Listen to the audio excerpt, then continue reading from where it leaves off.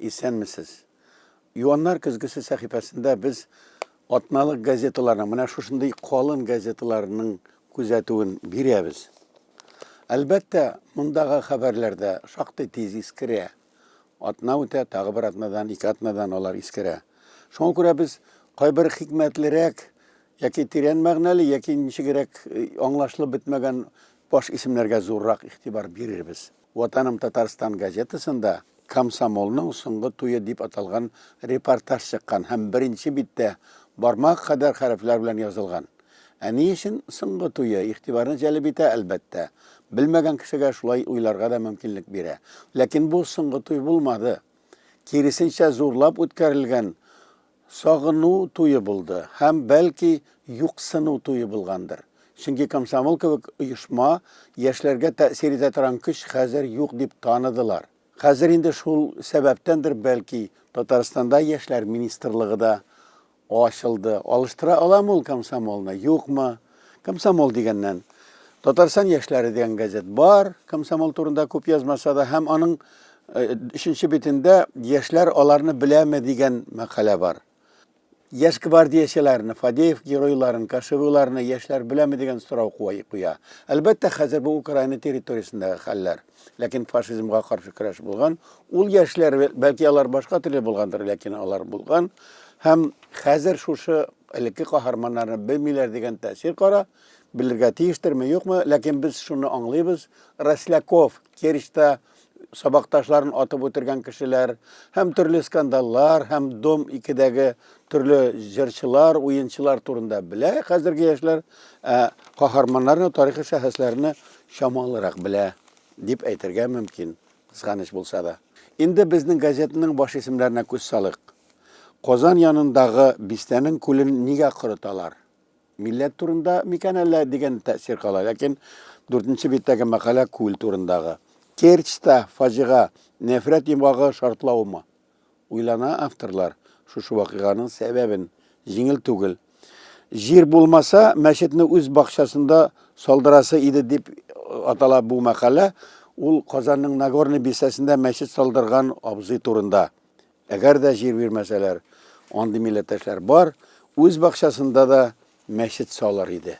Акчарлак газетасының бу санында да кызыклы баш исемнәр бар. Мин инде үзәккә театрган бер баш исемне генә искә алам. Мәркәз таркала, үзәк өзелә дип атала язучы Иркаил Зайдулланың мәкаләсе. Ул Казан милли мәдәни үзәгенең язмышы, анда хәзер китапханә булачак. Бу үзәк кая була, шул турыда әле зыялылар тынычланмый. Шул турыда Иркаил Зайдулла язган. Үзәкләр өзелә. Димәк, музейны төзүчеләр һәм бу урынны яратучыларның кайберләре әле дә тынычлана алмый. Мәдәни җомга газетасы. Бу газетада милли тормышка караган язмаларның мөһимнәре басыла. 5нче биттә телне яклау өчен мәхкәмәгә дип аталган бер битлек язма.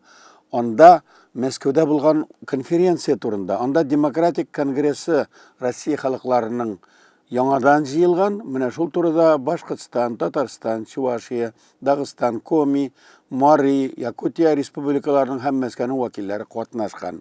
Анда сүз бара татар телен, милли телләрне бетерүме, бетермәү турында Россия халыклары үзләренең тавышларын әйтә, һәм бу мәкаләдә Марат Латфуллинның чыгыш ясавын чагылдырган рәсем куелган. Татарстанда репрессияләр 30 октябрь көнне бу вакыйга бигрәк тә актуаль.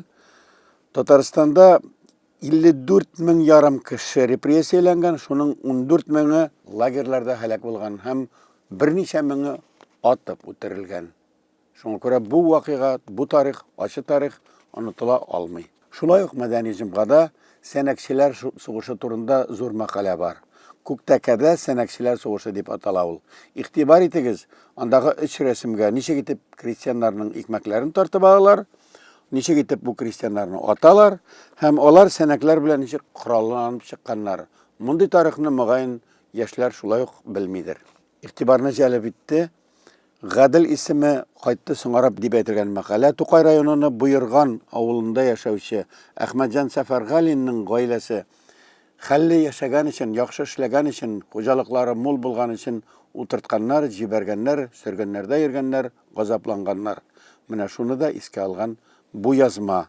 Һәм Татарстан төзелүенең 100 еллыгына багышланган язма Татарстанның нәкъ шушы 20нче елларда ничек итеп аякка бастырылуы турында язма алданган милләт бу дигән баш исем белән аерылып тора. Ягъни башта Идел-Урал штаты республикасы, аннары Татар Башкорт республикасы, аннан соң дәүләт чекләре, республика чекләре никадәр уйнау һәм алдашу булган бу вакытларда 17нче, 18нче, 19нче, 20нче елларда булган узган гасырның хәлләрне искә төшерергә лайыклы.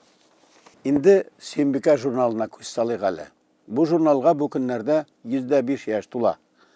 Әлбәттә, игътибар юбилей булган өчен генә артмый, бу журналга яңа баш мөхәррир Гөлнара Сабирова килде. Һәм нинди дә булса үзгәрешләр бар микән? Әйбәт журнал, ләкин киләчәккә барамы, яшьләргә йөз белән борыла аламы дигән сорау туа. Шуңа күрә махсус бу журналны алып, яхшылап карап чыктым. Чыннан да журнал тик кенә тормый. Әлбәттә, аның тышлыгына караганда соңгы октябрь санының анда теге кызыктыргыч, ниндидер ачык киемле кызлар түгел, җитди кеше рәссам Раушания Бадретдинованың рәсеме тышлыкка куелган, ләкин укучыларның игътибары мөгаен аның портретыннан бигрәк бу рәссамның эшләгән картиналарга юнәлдерел. Карагыз, нинди рәсемнәр. Чынында бу иҗат ди ханым, аның картиналары кызыклы, бу нәкыш, бу сәнгать, бу милли рухтагы иҗат, җанга ачкыч дип аталган мәкалә басылган Раушания Бадретдинова турында. Хатын-кызлар журналы булгач, әлбәттә, гаилә темасы монда беренче урында. Менә шулай итеп 43нче биттә ир белән хатын көндәшлеге яки бер арбага җигелгән ике аккош турында дигән язма бар. Ул билгеле хатын-кызларның ирләре нинди булырга тиеш, юл бирергәме хатын-кызга, юкмы ир-атларга дигән актуаль гына темага багышланган. Әлбәттә, монда Санкт-Петербург янындагы Выборг шәһәрендә яшәгән татарлар турында һәм башка кызыклы язмалар бар. Ләкин мөгаен укучыларның игътибарын Хуҗабикә сәламәтлек сәхифәсе игътибар итер. Чулпан Галиәхмәтова әзерләгән бу язмада сүз бара ниндидер интим әйберләр турында. Хатын-кызның дәрте ничек сүнеп китә 15 ел бергә торгач. Аның исеме дә бит «Мин сине теләмим». Яки һәр йозакның үз ачкычы. Шуннан да бу иң хикмәтле баш исем дип әйтергә мөмкин. Бу бүген әйткән баш исемләр арасында сексопатолог Гүзәл Дубивка киңәш бирә һәм аңлата, кайсы вакытта хатын-кызларның дәрте бетә. Әлбәттә, Сөембикә журналында җәмгыять тормышы, шигърият һәм башка шундый популяр әйберләр бар. Ләкин мин игътибарны җәлеп иттем шулай ук Чулпан Галиәхмәтова әзерләгән ирләрне жәлләргә ярамый дигән язмага. Нишләп инде жәлләргә ярамый? Минемчә, кирәк ирләрне хатын-кызлар жәлләсен иде. Ләкин бу язма ул турыда булып чыкмады. Закир Шахбан дигән җырчы, аның белән бергә 14 ел гомер итүче Гөлүсә Шахбан, үзенең тормышы, үзенең үстергән кызы, аларның проблемалары турында яза. Менә шу күрмәүче җырчыны гомере буе шушылай яшәгән, күрмәгән килеш иҗат иткән җырчыны яратучылар әлдә бар икән, хәтта интернет челтәре аша аңа мәхәббәт белдергән, үзенә җәлеп итәргә тергән, котырткан хатын-кызлар да бар икән. Гөлүсә ханым бу турыда да әйтә, мин ул кызларга язам. Сез килеп алыгыз, сез аны җитәкләгез. Менә сез аның белән сез аны карый аласызмы? Һәм гомумән дөресме бу мондый мөнәсәбәт дип әйтеп тузынып, тынычландырган. 1-2 еллык белгән хәл бу һәм Гөлүсә ханым бу эпизодтан һәм Закир Шахбан үзе дә моны халыкка әйтергә курыкмаган. Чыннан да сокландыргыч гаилә. Шундый сокландыргыч шәхес, матур, моңлы итеп җырлаучы Закир Шахбан, аларның кызы һәм менә шундый фидакарлык аркасында шундый күрмәүче, үзенең физик мөмкинлекләре чикләнгән кешенең дә тормышын бизәп, артистлар белән бергә гастрольләрдә йөргән хатын-кыз турында аның сүзләре бар. Ирләрне жәлләргә ярамый дип аталган булса да, ул ирләрне үзенең ирен кызганып, жәлләп, зурлап яши торган Гөлүсә икән бу. Сөембикә журналы менә шул турда яза. Сөембикә журналын юбилей белән котлыйбыз. Киләчәктә очрашырбыз башка журналлар белән. Хәзергә сау булыгыз.